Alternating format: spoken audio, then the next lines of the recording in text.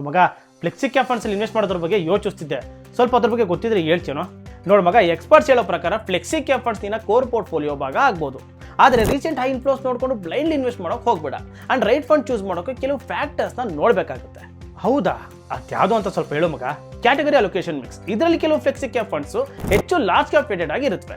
And ಇನ್ನು ಕೆಲವು funds ನಲ್ಲಿ ಮಿಡ್ ಕ್ಯಾಪ್ ಮತ್ತು ಸ್ಮಾಲ್ ಕ್ಯಾಪ್ ಅಲೋಕೇಶನ್ ಹೆಚ್ಚು ಇರುತ್ತೆ. ಇವು 65% ಗಿಂತ ಹೆಚ್ಚು ಲಾರ್ಜ್ ಕ್ಯಾಪ್ಸ್ ಹೊಂದಿರುವಂತಹ ಫ್ಲೆಕ್ಸಿ ಕ್ಯಾಪ್ ಫಂಡ್ಸ್, ಹಾಗೆ 25% ಗಿಂತ ಹೆಚ್ಚು ಸ್ಮಾಲ್ ಕ್ಯಾಪ್ಸ್ ಹೊಂದಿರುವಂತಹ ಫ್ಲೆಕ್ಸಿ ಕ್ಯಾಪ್ ಫಂಡ್ಸ್. ಹೀಗಾಗಿ ಮೊದಲು ನೀನು ರಿಸ್ಕ್ ಕ್ಯಾಪಿಟೇಟ್ ಅರ್ಥ ಮಾಡ್ಕೊಂಡು ಫಂಡ್ ನ ಸೆಲೆಕ್ಟ್ ಮಾಡು.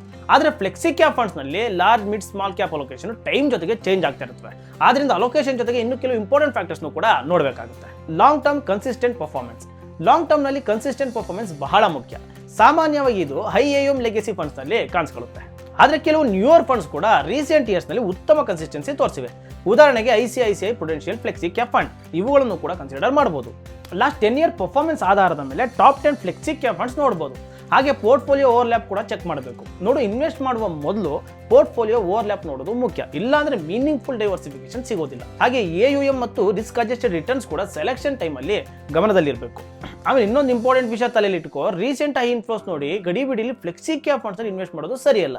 ಹೀಗೆ ಮಾಡೋದ್ರಿಂದ ವೊಲಾಟಿಲಿಟಿ, ಫಂಡ್ ಮ್ಯಾನೇಜರ್ ರಿಸ್ಕ್ ಮತ್ತೆ ಸ್ಟ್ರಾಂಗ್ ರನ್ ನಂತರ ಅಂಡರ್ ಪರ್ಫಾರ್ಮೆನ್ಸ್ ಆಗುವಂತ ರಿಸ್ಕ್ ಅನ್ನು ಇಗ್ನೋರ್ ಮಾಡ್ತೀವಿ. ಇಷ್ಟೆಲ್ಲ ಇದೆಯಾ? ಅಲ್ಲ ಮಗ, ಇಷ್ಟೊಂದೆಲ್ಲ ನಾಲೆಜ್ ನೀನು ಎಲ್ಲಿಂದ ಕಲ್ತ್ಕೊಂಡು? ಏನಿಲ್ಲ ಕಣೋ, ನೀನು ಇದೇ ತರ ಫಿನಾನ್ಷಿಯಲ್ ರಿಲೇಟೆಡ್ ನಾಲೆಜ್ನ ತಿಳ್ಕೋಬೇಕು ಅಂದ್ರೆ ಗ್ರೋ ಕನ್ನಡ ಅಂತ ಒಂದು ಪೇಜ್ ಇದೆ, ಅದನ್ನ ಫಾಲೋ ಮಾಡು. ನೀವು ಇದೇ ರೀತಿ ಫಿನಾನ್ಷಿಯಲ್ ರಿಲೇಟೆಡ್ ವಿಡಿಯೋಸ್ ತಿಳ್ಕೋಬೇಕು ಅಂದ್ರೆ ನಮ್ಮ ಗ್ರೋ ಕನ್ನಡನ ಫಾಲೋ ಮಾಡ್ಕೊಳ್ಳಿ.